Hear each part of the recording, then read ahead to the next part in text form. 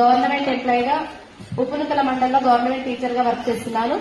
So నా first check వచ్చేసి 10 రూపాయలు. కానీ 10 రూపాయలు వచ్చినప్పుడు ఒక ఎంప్లాయీ బిలీవ్ చేశారా?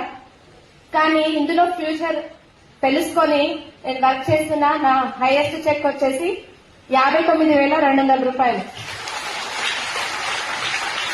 సో నాకైతే జాబ్ ఉంది కదా, నేనైతే ముందు భవిష్యత్తు తెలుసుకొని నేను ఇంటెలిజెంట్ అంటే ఎవరి గురించి వాళ్ళు చెప్పుకోవాలి కాబట్టి నేను ఇంటెలిజెంట్.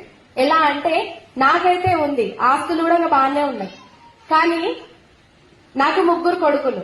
సో వాళ్ళకు జాబ్స్ ఉన్నాయనేసి ఒక గవర్నమెంట్ ఎంప్లాయీగా ఆల్రెడీ యువత అనేది అన్ఎంప్లాయ్మెంట్ లో ఎలా ఉందో అందరికీ తెలిసిందే. Yes or no?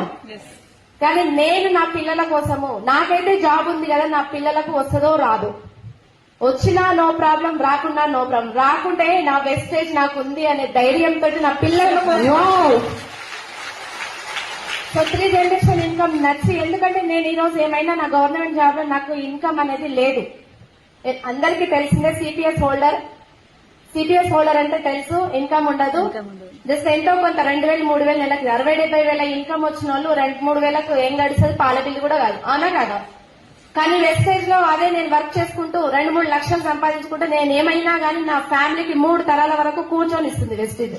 So thank you so much.